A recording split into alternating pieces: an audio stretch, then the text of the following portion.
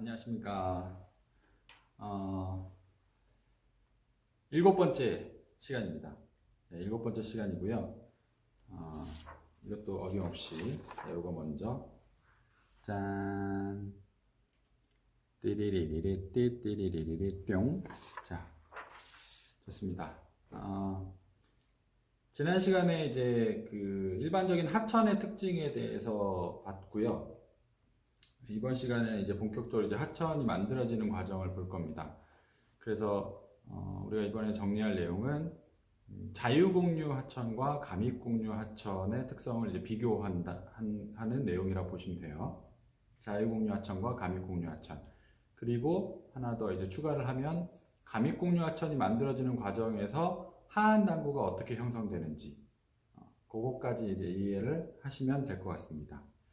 자, 일단 먼저 하천부터 먼저 구분을 좀 하고 갈게요. 여기서 여기까지 가네요. 여기까지. 되게 멀리 가네요. 여기까지 가네요. 하천. 자, 하천은 그러니까 우리가 여기서 지금 이야기하고자 하는 하천의 형태를 가지고 구분을 한다라고 보시면 돼요. 하천은 크게 두 가지 형태로 분류됩니다. 직류 하천과 공유 하천. 이렇게 두 가지로 구분을 하시면 됩니다. 자, 직류하천과 공유하천은 굉장히 간단해요. 물의 흐름이 빠를 때, 유속이 빠를 때 하천은 그냥 내리 쏩니다. 그게 직류하천이에요. 자, 그럼 유속이 빨라진다. 왜 빨라질까? 빨라지는 경우를 보면 하천이 흘러가는 하도 경사가 급해지면 유속은 굉장히 빨라지겠죠. 그렇죠? 그러니까 하천의 경사가 급해지는 상태, 즉 하천의 완전 상류 지역, 그 골짜기에서 흘러내려오는 하천의 경우에는 유속이 굉장히 빠르기 때문에 공유하지 않고 직선 형태로 흐르는 직류의 특성을 갖습니다. 근데 이게 직류가 그러면 상류에만 있냐? 그렇진 않아요. 하류에도 있습니다. 하천의 유속이 빨라지는 것도 있지만 하천의 힘이 굉장히 강해지는 경우에도 하천은 직류의 형태를 띠기도 해요. 하천의 힘이 강해지는 상태. 그런 경우는 경사가 급해서 유속이 빨라질 때도 힘이 강해지지만 한 가지 다른 경우는 유량이 많을 때, 물이 굉장히 많은 하류 지역에서는 물이 너무 많다 보니까 얘가 그냥 쫙 밀고 간다고 보시면 돼요. 자, 그래서 우리나라의 직류 하천이 나타나는 곳은 하천의 완전히 최상류 지역, 골짜기에서 흘러내려오는 하천이거나 아니면 완전히 바닥까지 간 끝부분, 즉 하구에 도달하는 부분에서는 유량이 많아져서 하천은 평지를 흐르지만 직류의 형태를 띠기도 한다. 자, 이렇게 비교를 하시면 될 것 같고요. 자, 그 다음에 이제 공유하천인데요. 공유하천은 두 가지 형태가 있습니다. 두 가지 형태. 하나는 자유공유하천이 있고요. 또 하나는 가믹공유하천이라고 하는 게 있죠. 자유공유하천과 가믹공유하천입니다. 자, 일단 먼저 자유공유하천부터 먼저 볼게요. 자유공유하천은 하천이 흘러가는 지역이 평평한 평지일 때 나타나는 하천의 형태예요. 하천이 평평한 평지이다 보니까 이 하천은 골짜기에서 흘러내려오는 유속이 빠른 하천처럼 직류로 흐르질 못하고요. 평지에서는 공유를 하는데 평지에서도 직류 형태가 나타날 수는 있어요. 부분적으로는 직류 형태가 나타날 수 있는데 그 하천도 결국에는 궁극적으로 공유로 바뀌게 됩니다. 공유로 바뀌게 되는 경우를 지금부터 한번 볼게요. 어떤 하천이 하나가 이렇게 흘러갑니다. 이 정도의 흐름이라면 우리는 이걸 그냥 직류라고 볼 수 있어요. 그러니까 직류라고 해서 완전 직선 이건 아닙니다. 이렇게 만약에 이 주변이 산지가 없는 평평한 평지인데 어떤 하천이 직류를 한다라고 가정을 해보면 이 정도의 턴하는 정도는 자연 상태에서 존재합니다. 자, 그러면 이 미세하게 턴하는 부분에서 두껍게 보여볼까요? 미세하게 턴하는 부분에서 이 하천은 바깥쪽으로 흘러가는 물의 흐름과 안쪽으로 흘러가는 물의 흐름이 약간 다른 특성을 갖게 돼요. 비록 직류하는 하천이지만 완전 직선 형태가 아닌 상태에서는 미세하게라도 약간이라도 턴하는 부분이 있으면 그 턴하는 부분에서 바깥쪽으로 흐르는 물과 안쪽으로 흐르는 물의 차이가 생긴다. 어떤 차이? 유속의 차이가 생긴다. 자, 바깥쪽으로 턴하는 물은 상대적으로 유속이 빨라요. 반면에 안으로 턴하는 부분은 상대적으로 유속이 느리죠. 우리가 팔을 이렇게 놓고 쭉 돌려보면 자, 이 끝부분에 있는 쭉 돌릴 때 이 끝부분에 있는 애는 속도감이 굉장히 강하겠죠. 빨리 돌겠죠. 반면에 안쪽에 있는 애는 이만큼밖에 안 돌아요. 그렇죠? 그러니까 얘는 상대적으로 속도감이 느려요. 그래서 안쪽으로 턴할 때는 속도가 느린 반면에 바깥쪽으로 턴하는 부분은 속도가 굉장히 빨라진다. 그래서 이쪽은 유속이 상대적으로 느린 반면에 이쪽 바깥쪽으로는 유속이 빨라집니다. 앞으로 하천이 뭔가 지형을 만들 때에는 저 유속이라고 하는 게 굉장히 중요합니다. 유속이라고 하는 거에 의해서 거의 모든 것들이 결정된다고 보시면 돼요. 왜? 유속이라고 하는 게 최종적으로 결정하는 건 그 하천이 갖는 힘을 결정하는 거거든요. 유속이 빨라지면 힘이 세집니다. 유속이 느려지면 힘이 약해지고, 힘이 세지는 부분에서는 하천은 침식을 더 하려고 할 것이고, 힘이 약해지는 부분에서는 운반하던 애들을 약해졌으니까 더 이상 끌고 내려가지 못해서 떨어뜨려 놓는 퇴적작용이 이루어집니다. 그래서 이 유속이 느려지는 부분에서는 퇴적작용이 이루어지는 반면에 유속이 빨라지는 부분에서는 침식작용이 이루어진다는 뜻이에요. 자, 그러면 이 하천은 턴하는 부분에서 점차 점점 바깥쪽으로 침식을 하기 때문에 점점 바깥쪽으로 바깥쪽으로 이렇게 휘어 들어갈 거예요. 그렇죠? 반면에 이 안쪽에서는 또 어떻게 되죠? 안쪽에서는 퇴적을 하니까 상대적으로 점점 안쪽으로 운반하던 애들을 못 끌고 가니까 퇴적을 하겠죠. 뭔가를 퇴적하게 됩니다. 모래 운반 물질이겠죠, 보통. 그래서 또 점점 이렇게 퇴적하게 돼요. 점점 퇴적하게 돼요. 그래서 최종적으로 이 하천의 모양은 이쪽 이렇게 턴하고 이쪽 이만큼은 퇴적을 하게 되는 이런 모양으로 바뀝니다. 반대쪽도 마찬가지예요. 반대쪽도 안쪽은 이만큼 퇴적을 할 것이고 바깥쪽은 침식을 하면서 이렇게 크게 돕니다. 자, 이걸 계속 반복하게 되면 이 하천은 점점 공유하는 정도가 커지게 되겠죠. 그렇죠? 자, 그런데 이렇게 커지면 이걸 이제 자유공유한다라고 보통 이야기를 해요. 그럼 자유공유하는 하천은 그러면 저게 무한정 계속 반복이 될까? 예를 들어 이렇게 턴하던 하천이 점점 이렇게 확장되다가 최종적으로 저게 정말 많이 가면 이만큼 간 다음에 다시 또 이만큼 오는 이런 하천으로 바뀔까? 이렇게 바뀔까? 이렇게 바뀔까요? 뭐 이렇게 바뀔 수도 있고. 근데 이렇게 바뀐다 하더라도 자, 이 부분에서는 또 뭐가 이루어지죠? 약간의 직류 형태가 나타나죠. 그럼 이 부분에서도 또 미세한 턴하는 부분이 생긴단 말이에요. 그럼 이 부분에서도 또 턴을 하겠죠. 그렇죠? 그래서 이 하천은 일정한 범위 내에서 그 일정한 범위라고 하는 것이 범람원입니다. 범람원이라고 하는 일정한 범위 내에서 이 하천은 유로를 지속적으로 변경하면서 자신의 영역을 확보해요. 유로를 지속적으로 변경하면서 자신의 영역을 확보하고 그 유로가 변경되는 과정에서 만약 어떤 하천이 막 이렇게 휘어요. 이렇게 휘는 하천이 있다 그러면 얘는 시간이 지나면 이쪽은 턴하는 부분이니까 계속해서 이쪽으로 때리겠죠. 측방 침식이 이루어집니다. 옆쪽을 때리는 측방 침식이 이루어져서 이 하도는 점점 이쪽으로 확장될 거예요. 이렇게 확장될 거예요. 반면에 이 안쪽에서는 퇴적이 당연히 이렇게 진행이 되겠죠. 모래에 알갱이들이 쌓이는 퇴적장이 생길 겁니다. 그러면 시간이 더 지나면 어떻게 되겠어요? 얘가 이렇게 연결될 수도 있겠죠. 그렇죠? 이렇게 연결되고 나면 이만큼은 물길로 뻥 뚫려요. 이렇게까지. 이렇게 뻥 뚫립니다. 자, 이렇게 바뀌었을 때 가운데에 섬이 하나 생겼죠. 자, 이 섬을 우리는 하중도라고 부릅니다. 자유공유 하천에서 형성되는 지형입니다. 하중도. 하천의 중간에 있는 섬이다 라고 해서 하중도. 자, 근데 이게 일단 이렇게 뚫리고 나면 이 하천의 물길은 이쪽으로 흘러가는 게 주 물길이 돼요. 그러면 일로 흘러가는 흐름은 점점 좀 약해지겠죠. 그러면 하천의 양 안에 양 사이드 쪽에서 퇴적작용이 또 이루어지게 되면 여기가 이렇게 시간이 지나면서 막혀버려요. 여기도 막혀버려요. 자, 여기가 막혀버리면 단절되고 나면 여기가 뭐가 돼요? 하나의 이만한 이렇게 호수가 되겠죠. 호수. 그렇죠? 그래서 얘를 우각호라고 부릅니다. 처음에는 물이 어느 정도 들어차 있기 때문에 호수 형태로 남아요. 저걸 우각호.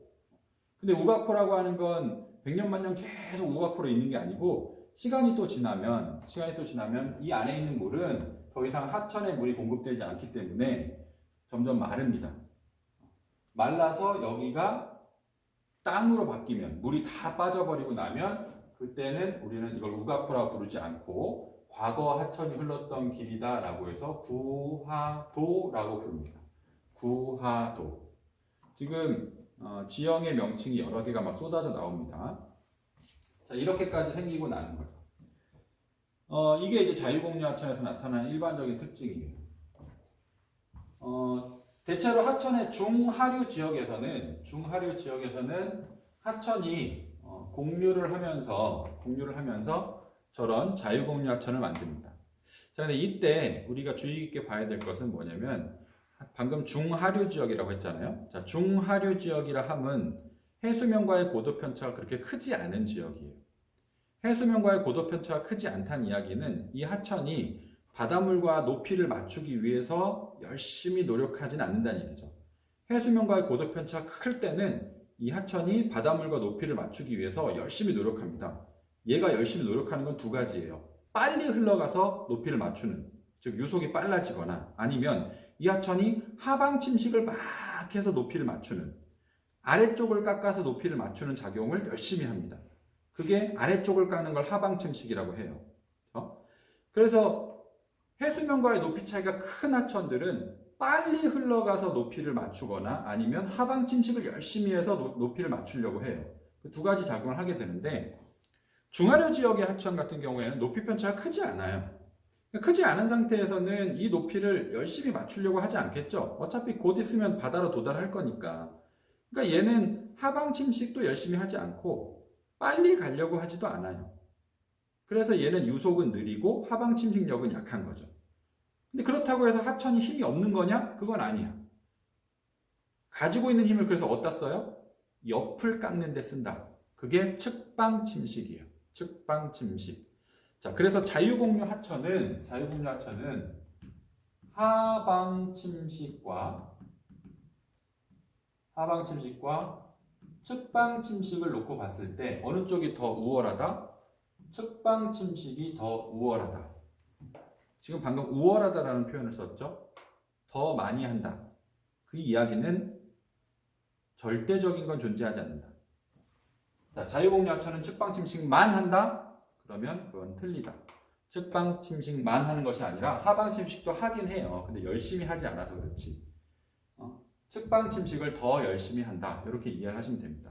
그 측방 침식의 결과로 나오는 것이 하천의 하도가 점점점 더 크게 공유하는 거고, 그렇게 더 크게 공유하다 보면 얘가 뚫리기도 하고, 그러면 하중도를 만들기도 하고, 그럼 기존에 그 공유하던 부분이 고립돼서 호수가 되기도 하고, 그걸 우각호라고도 하고, 그 물이 말라버리면 구하도가 되기도 하는 거죠. 이게 자유공유 하천이 계속해서 모양을 변형해 가는 거라고 보시면 돼요. 이제 더 자세하게는 좀 이따 보도록 하겠습니다. 잠시만요. 네, 방금 누가 오셔가지고 제가 잠깐 끊겼습니다. 자, 다시 볼게요. 자, 그래서 자유공유 하천은 이렇게 형성이 되는 거예요. 중하류 지역에서 만들어집니다. 하천을 기준으로 얘는 중하류 지역에서 만들어져요. 자, 그런데 우리가 이제 지체 구조를 했잖아요. 자, 이 한반도라고 하는 땅덩어리가 중생대 때 심한 지각 변동을 겪어서 한반도는 지형의 굴곡이 막 생겼어요. 근데 그게 언제 깎인다? 중생대 말까지 되면 한반도는 평탄화가 된다. 그렇죠? 평평한 평탄화가 됐어요. 자, 그리고 나서 신생대 3기에 경동성 요곡 운동을 해서 동쪽으로 치우쳐서 산줄기가 쫙 올라간 거죠. 지반이 쫙 융기한 거예요. 이렇게 쫙 융기를 했단 말이에요. 그러면 융기하기 전에 한반도는 평평했다는 이야기야. 그럼 한반도를 흐르는 하천들은 거의 대부분 자유공유를 했겠죠. 평평했으니까. 그렇죠? 자, 그런데 그 자유공유하던 하천이 지반이 융기를 합니다. 그러면 해수면과의 고도 차이가 커지죠. 자, 자유공유하던 하천이 집안이 융기하면 두 가지를 둘 중에 하나를 선택하게 돼요. 자, 보세요. 자유공유하던 하천이 여기를 자유공유하던 하천이 자 여기를 횡수 위를 자유공유하던 하천이 집안이 융기했어.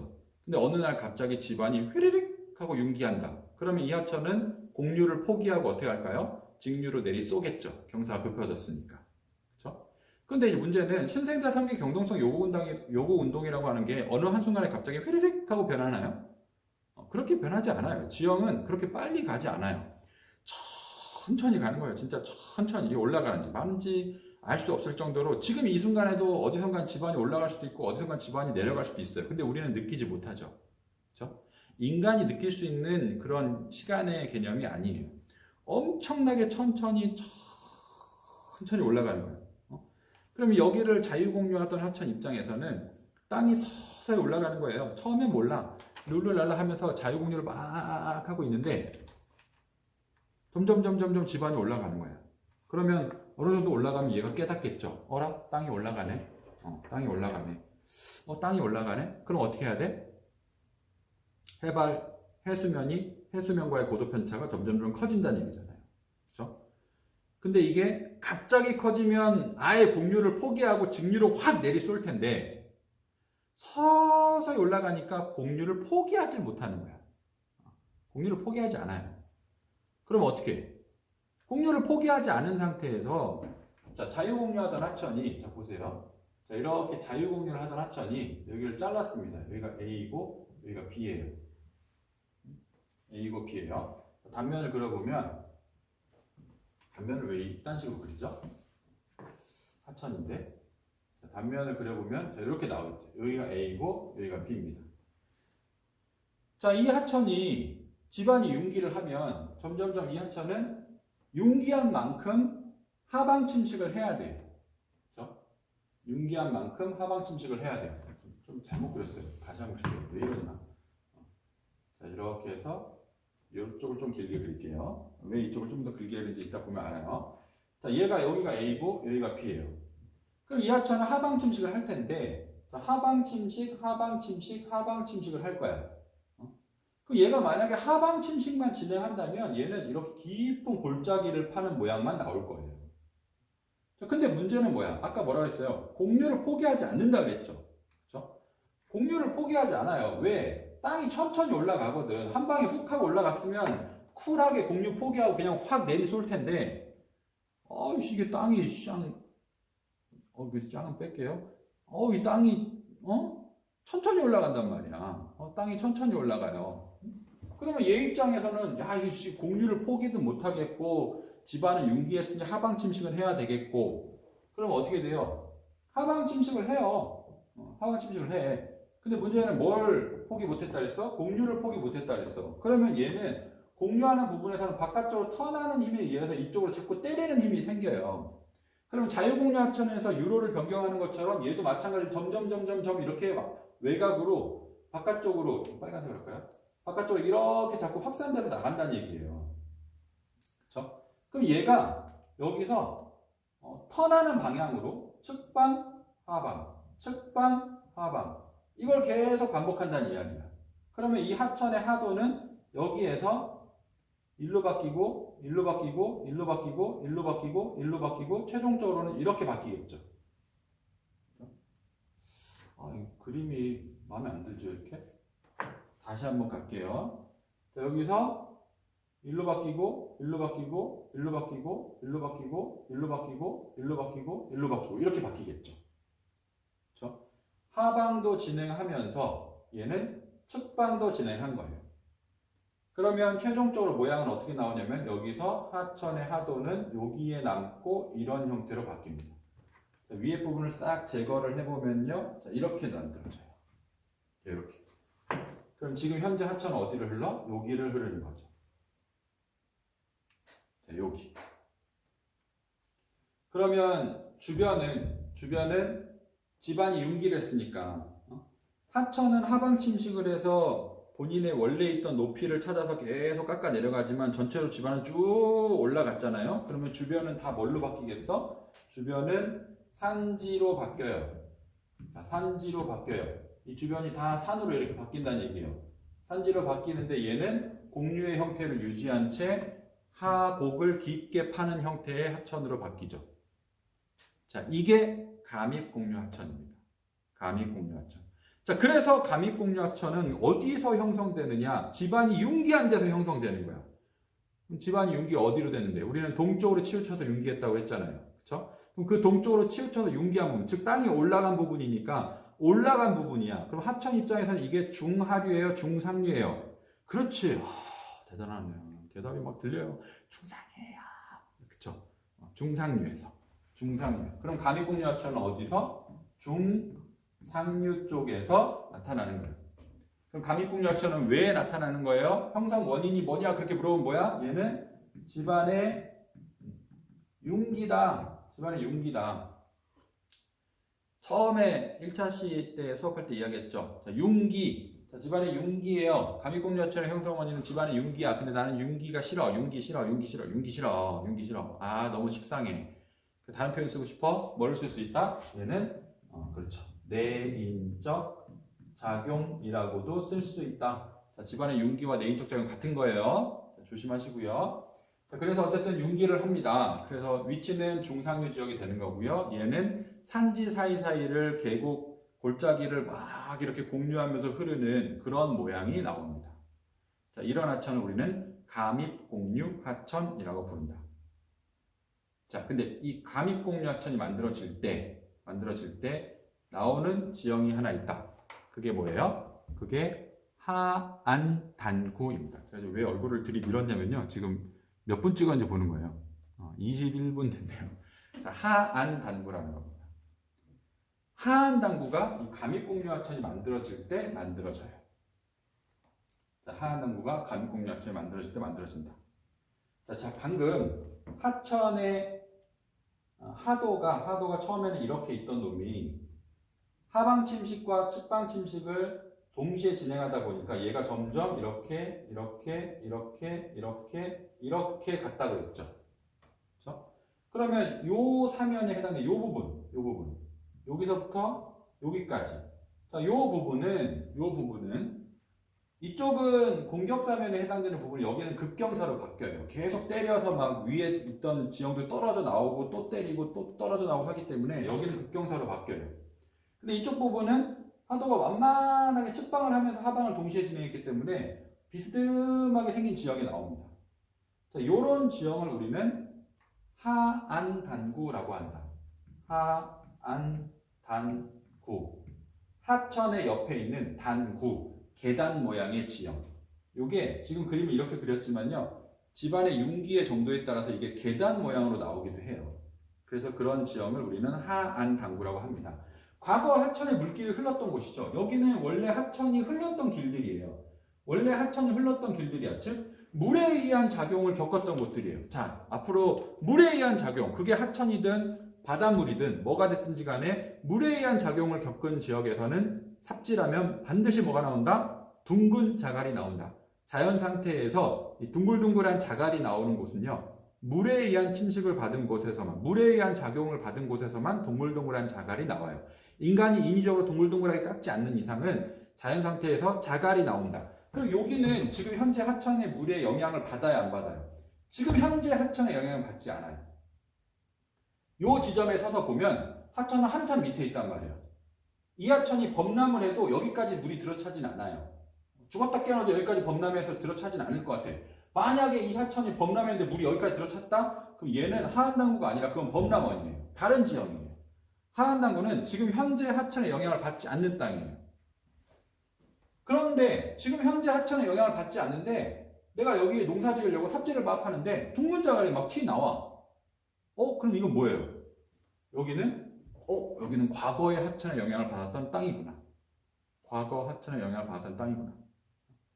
그래서 하안단구에서는 삽질하면 둥근 자갈이 나옵니다. 삽질하면 둥근 자갈이 나온다. 자, 잠깐 정리를 한번 해볼게요. 자, 감입곡류 하천은 아까 얘기했던 것처럼 지금 자유공유하천에 이제 비교를 해보면요. 하방 침식과 측방 침식 이 두 가지를 놓고 봤을 때 어느 쪽이 더 우월하다, 우세하다? 하방 침식이 더 우세하다. 왜? 집안이 융기했기 때문에 얘는 이제 힘을 어디다 써야 돼? 높이를 맞추는 데 써야 돼. 자, 이 상태로 있을 때는 룰루랄라 하면서 자유공유했어요. 높이 편차가 크지 않기 때문에. 근데 점점 올라간 거야. 점점 올라가니까 높이 편차가 커졌잖아요. 그럼 당장 급한 게 뭐야? 옆을 깎는 게 아니라 밑을 깎는 거죠. 그렇죠? 밑을 막 깎아 나간다는 얘기야. 근데 밑을 깎아 나갈 때 공유를 포기하지 않았기 때문에 측방도 유지는 돼요. 하지만 둘 중에 뭐가 더 우월하냐 그러면 하방 침식이 더 우월하다라고 얘기할 수 있는 거고. 근데 어쨌든 그런 식으로 측방을 하면서 진행이 되다 보니까 감익공유하천에서는 하한당구라고 하는 특이한 지형이 만들어진다. 자, 선생님이 그 감익공유하천에서 하한당구가 형성되는 원인 과정을 학교 운동장에서 모래를 통해서 여러분들에게 간단하게 한번 설명해 보려고 하는 영상을 만들었습니다. 자, 잠깐 그 영상을 보시고 다시 한번 수업을 진행하도록 하겠습니다. 보시죠. 자, 저는 지금 감익공유하천이 형성되는 과정에서 하한당구가 어떻게 만들어지는지를 설명하기 위해서 학교 운동장에 나와 있습니다. 여기는 학교 운동장입니다. 학교 운동장. 네. 지금 이 영상은 한 6번째 찍는 영상이에요. 앞에 찍은 5개 영상이 마음에 안 듭니다. 그래서 지금 다시 한번 또 찍으려고 도전하고 있습니다. 자, 학교 운동장의 모래사장에서 물길이 만들어지는 과정을 통해서 하한당구가 어떻게 형성되는지, 그러니까 하방과 측방 침식을 통해서 어떻게 형성되는지를 지금부터 보도록 하겠습니다. 자, 이게 지금 모래사장이에요. 모래사장, 다리가 보이죠? 자, 모래사장에 지금 하천이 형성되는 과정을 보시면 됩니다. 지금 이런 그 평평한 평지에 하천이 흐를 때 공유를 하게 되면 하천이 흐르면서 이렇게 공유를 하겠죠. 자, 이렇게만 공유를 하면 이 하천은 자유공유하천입니다. 주변에 경사가 없기 때문에. 자, 그런데 이 상태에서 만약에 집안이 융기한다. 그러면 하천이 나뭇잎 버리고 하천이 이렇게까지 턴하는 만약에 하천이다 라고 했을 때, 자, 이 하천이 만약에 집안이 융기하면 이 하천은 일단 급하니까 하방 침식을 진행을 하겠죠. 하방 침식을 막 진행할 거예요. 그러면 얘가 하방만 진행을 하면 이렇게 골짜기를 팔 거예요. 이렇게 계속 골짜기만 이렇게 깊은 골짜기만 파는 모양이 나올 겁니다. 하지만 실제로 하천에서는 이렇게 골짜기만 형성되는, 즉 하방 침식만 작용하는 하천에, 그러니까 하방 침식만 작용하지 않고 측방 침식도 함께 작용한다는 거예요. 왜냐하면 이 하천이 이미 공유를 하고 있었기 때문에 급한 하방 침식을 진행하기도 하지만 공유하는 부분에서는 턴하는 힘에 의해서 측방 침식도 작용을 하게 된다는 거예요. 그러면 얘는 여기서 이렇게 측방을 하다가 점점점 이렇게 키우겠죠. 그렇죠? 공유하는 정도를 점점점 이렇게 키울 거예요. 자, 측방만 하게 되면 이렇게 키워지는 거죠. 자, 근데 이 상태에서 이 하천이 측방만 하는 것이 아니라 하방까지 동시에 진행하기 때문에, 자, 여기서 측방하면서 조금 더 깊어져요. 자, 또 측방하면서 조금 더 깊어져요. 자, 측방을 하면서 조금 더 깊어집니다. 측방을 하면서 조금 더 깊어져요. 측방을 하면서 조금 더 깊어지겠죠. 측방을 하면서 조금 더 깊어집니다. 자꾸 모래가 무너져 가지고 측방을 하면서 조금씩 더 깊어져요. 마지막으로 한 번 더 측방을 하면서 이만큼 깊어집니다. 자, 이렇게 되면, 자, 이쪽은 측방을 한 쪽이니까 조금 더 파낼게요. 파내면 이렇게 되겠죠. 그럼 여기 좀 치우고, 자, 그럼 하천의 모양은 이런 모양이 나온다는 얘기예요. 그러면 공유하는 부분에 그 하천이 옆을 때리는 부분, 즉 이런 쪽은 이제 공격사면이라고 하거든요. 공격사면 쪽은 어떻게 돼 있죠? 급경사의 절벽이 만들어집니다. 급경사의 절벽, 이렇게 손가락에 수직으로 세워질 정도로 급경사의 절벽이 만들어지는 반면에 이쪽은 어떻게 돼요? 이쪽은 하천이 턴하면서 계속 측방을 하면서 공류 정도를 키워 나갔어요. 이렇게 키워 나가면서 동시에 집안이 융기했기 때문에 동시에 하방 침식도 진행을 한 거죠. 그러니까 즉 이렇게 비스듬하게 파내려 갔다라고 보시면 돼요. 그래서 여기 보면 이렇게 수평을 놓고 보면, 수평으로 평평하게 놓고 보면 요런 지형이 만들어집니다. 기존의 땅의 높이보다 상대적으로 기울기가 완만하게 떨어지는 지형이 나와요. 그러니까 지금 현재 물은 여기서 이렇게 흐르는 거예요. 그럼 요 땅이 하안단구입니다. 자, 이 땅이 경사가 완만하게 떨어지는 형태.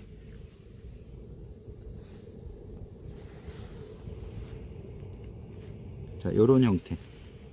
요 땅이 우리는 이런 땅을 하안단구라고 부르는 거고, 이 하안단구는 과거 하천의 물길에 해당됐던 부분이에요. 원래는 이렇게 흘렀던 하천이 조금씩 더 파면서 측방 침식과 하방 침식을 동시에 진행하면서 이렇게 파고 들어갔기 때문에 과거의 물길에 해당되는 땅, 그래서 여기는 삽질하면 물에 의한 작용으로 둥근 자갈을 볼 수 있다. 자, 이렇게 해서 이제 하안단구의 형성 원인을 실제로 이렇게 모래사장에서 이렇게 흙을 파면서 흙장난하면서 설명했습니다. 자, 이해가 잘 되실지 모르겠네요. 또 이제 내용으로 들어가겠습니다. 자, 보셨나요? 이제 편집을 하는 거라서 제가 지금 보시죠 해놓고 끊고, 자, 보셨나요? 이렇게 넘어왔어요. 네. 어떻게 좀 이해가 되셨나요? 최대한 잘 찍어본다고 적었는데 운동장 한 구석에서 쪽을 치고 앉아서 미친놈 마냥 모래놀이 좀 했습니다. 이해가 되셨는지 모르겠어요. 자, 그래서 한번 정리를 하겠습니다. 자유공유하천과 가믹공유하천 두 개를 일단 비교를 하면, 자유공유하천은 하천의 중하류 지역에서, 중하류 지역이니까 주로 이제 평지이겠죠. 평지에서 주로 형성되는 하천이고, 가믹공유하천은 중상류 지역에서 형성되는 하천입니다. 자, 가믹공유하천의 형성 원인을 물어본다면 얘는 뭐예요? 집안의 융기다. 집안의 융기. 다른 말로 하면 내인적 작용에 의한 것이다. 자, 자유공유하천과 가믹공유하천 이제 비교를 해보면 자유공유하천은 상대적으로 이제 유속은 얘는 좀 느려요. 반면에 가믹공유하천은 아무래도 중상류 지역이기 때문에 경사가 좀 있겠죠. 얘는 유속이 좀 빠른 편입니다. 만약에 어떤 하나의 하천이라고 본다면, 하나의 하천의 줄기에서 본다면 상대적으로 중하류에 위치하고 있는 자유공유하천에 비해서 가믹공유하천은 퇴적물의 입자 크기, 이쪽은 좀 큰 반면에 이쪽은 조금 작습니다. 그렇죠?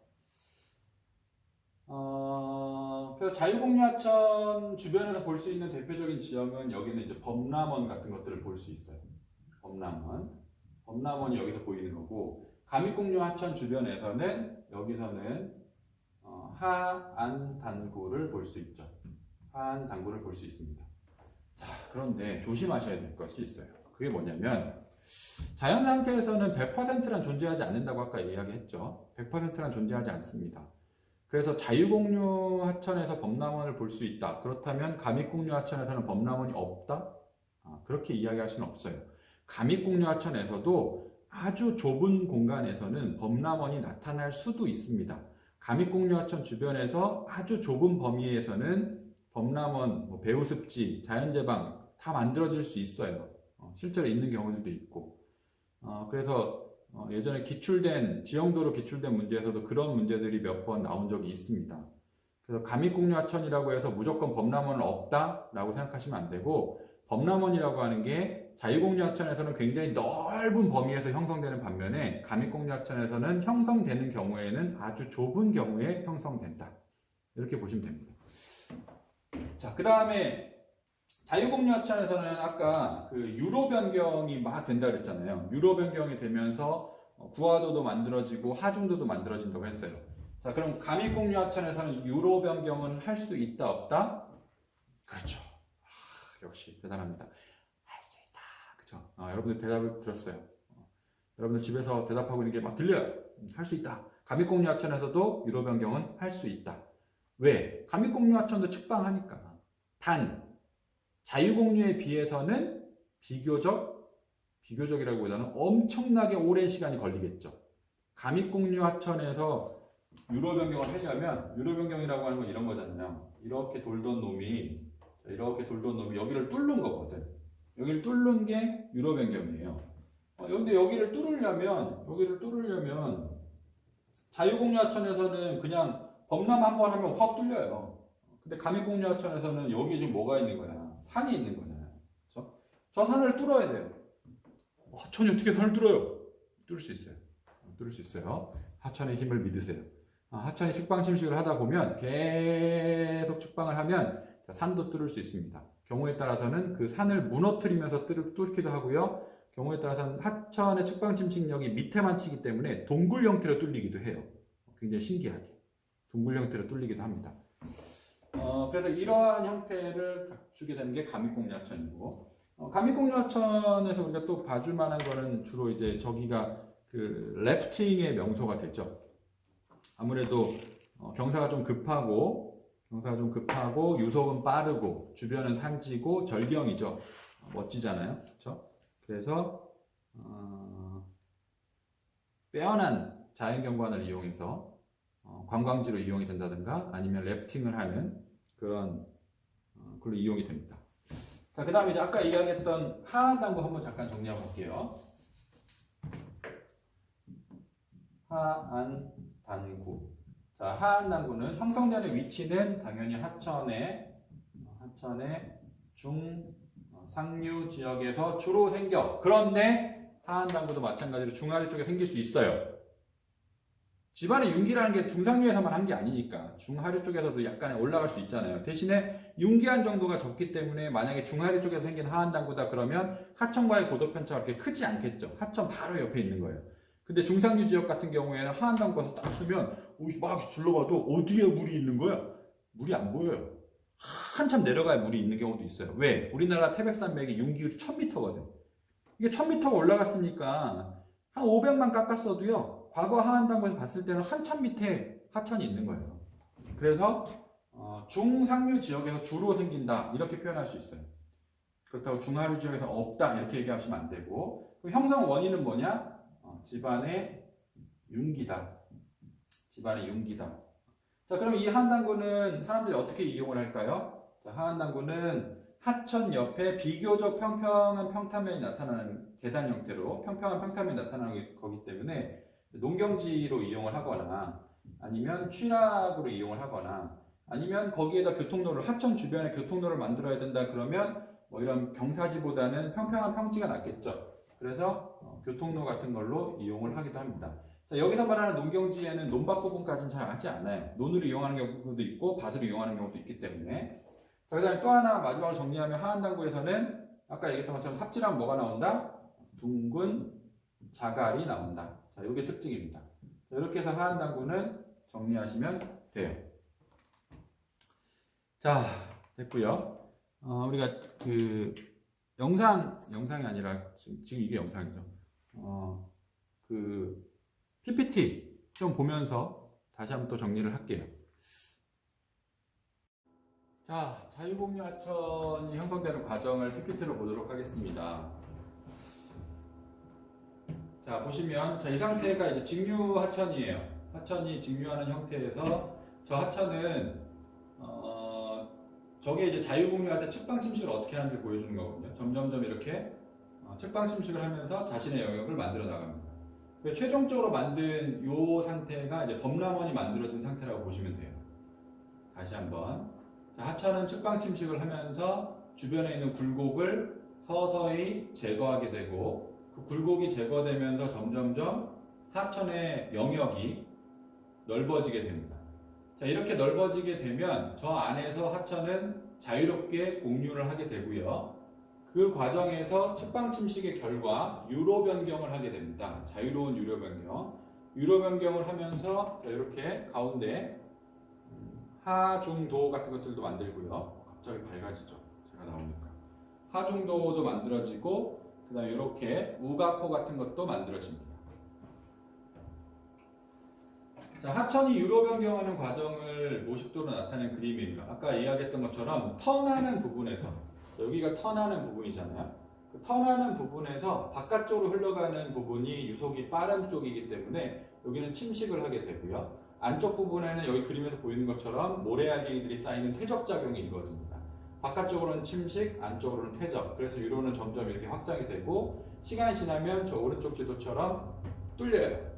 자, 뚫리고 나면 처음에는 물길이 여기처럼 이렇게 막혀 있는 것이 아니라 이 물길이 같이 뚫려 있어요. 그런 경우에는 얘는 이제 하중도가 되는 거예요. 근데 시간이 지나면 이쪽에 퇴적 작용에 의해서 여기가 막혀요. 막히고 나면 우가코가 되겠죠. 그리고 더 시간이 지나면 저 우가코의 물이 말라버립니다. 그러면 쟤는 구하도가 됩니다. 자, 요건 이제 자유공유하천의 우리나라는 아니었죠. 이게 수업 시간에 봤던 그림인데 우리나라는 아니고 여기는 그 미국의 미시시피강인가 그래요. 거기에 이제 자유공유하천의 위성 자료입니다. 보시다시피 지금 물길이 이렇게 나 있는 게 이제 지금 물길인데 여기 좀 보시면 이런 식의 물길들이 있어요. 부분 우가코의 형태를 띠고 있는. 얘는 지금 보면 우가코 안에 하중도까지 있어요. 저 안에서 쟤는 자유공유를 하게 됩니다. 주변의 굴곡을 보시면 거의 없죠. 평평한 평지입니다. 이건 우리나라의 이제 영산강의 공유하는 모양을 나타낸 영상이고요. 자, 이제 자유공유하천이 이제 감익공유하천으로 바뀌는 경우예요. 자, 얘는 이제 자유공유하천이고 이 자유공유하천이 집안이 융기를 하게 되면 그 융기가 서서히 이루어지기 때문에 공유를 포기하지 않은 상태에서 하천은 하방침식을 진행하게 된다. 그럼 이렇게 쭉 이렇게 주변은 산지로 바뀌고 하천은 하방침식을 주로 하면서 점점점 파고 내려가서 공유를 유지한 채 산 사이사이를 흐르는 그 감익공유하천의 형태를 띱니다. 융기를 한 지역이기 때문에 저기는 하천의 중상류 지역이에요. 자, 하나로 한 화면을 본 거고요. 자, 이게 자유공유하천이고요. 자, 이 자유공유하천을 지형도로 표현하면 이렇게 나오죠. 자유공유하천 지형도의 특징은 주변에 등고선이 거의 없어요. 평지이기 때문에 저건 이제 범람원이라고 생각하시면 되고요. 그래서 범람원은 다음 시간에 얘기할게요. 자, 감익공유하천은 이런 식으로 주변이 산지고 공유하는 부분입니다. 얘도 근데 지형도로 나타나면 이런 식으로 나와요. 등고선이 너무 많죠. 등고선이 많다는 이야기는 주변 경사가 급하다는 뜻이에요. 산지를 공유하면서 흐르고 있다. 이렇게 보시면 되고요. 감익공유하천에서 유로 변경 그래프입니다. 그래프래요. 지형도입니다. 여기 보시면 지금 이렇게 선으로 그려져 있는 이 부분이 구하도 부분이에요. 지금은 이제 물길이 표시되어 있지 않은 걸로 봐서는 물이 다 말라버린 구하도라고 보시면 되고요. 지금 현재는 물이 이렇게 흘러가고 있거든요. 이렇게 흘러가고 있는데 과거에는 얘가 이렇게 흘렀던 거죠. 이렇게. 자, 이게 그 동일한 곳입니다. 동일한 곳의 위성 사진이에요. 보시면 이쪽으로 이렇게 휘어 있는 모양이 보이죠. 토지 이용을 통해서 명확하게 구분이 되고 있습니다. 저기는 지금 물이 흐르고 있지 않아요. 그래서 저기는 지금 지형으로 이야기하면 구하도입니다. 구하도인데 구하도의 그럼 토지 이용은 뭐냐? 하천이 흘렀던 물길이기 때문에 상당히 비옥한 토양이고요. 그래서 만약에 농경지를 이용한다 그러면 주로 이제 논으로 많이 이용을 했었습니다. 자, 그 다음에 이제 하안당구입니다. 하안당구는 아까 이야기했던 것처럼 하천이 공유하는 과정에서 하방침식과 측방침식을 동시에 진행해요. 이 하천 같은 경우에도 원래는 이쪽으로 이렇게 흘렀던 거예요. 자, 이렇게 흐르던 하천이 점점점 측방과 하방을 동시에 하면서 깊어지면서 확장을 해나간 거죠. 이렇게. 그래서 이 지역에서 상대적으로 완만한 경사가 나오는 과거의 하천의 물길에 해당되는 하안당구가 형성됩니다. 자, 저기 삽질을 하면 둥근 자갈이 나오는 거죠. 자, 이런 식으로. 삽질을 하면 이게 평면 단면인데요. 여기 지금 둥근 자갈이 이렇게 묻혀있는 층을 찾을 수 있어요. 하안당구의 둥근 자갈들입니다. 자, 이렇게 해서 이제 이번 시간 자유공유하천과 감익공유하천 곁다리로 하한당구까지 같이 내용 정리를 했습니다. 자, 다음 시간에 또 볼게요. 뿅!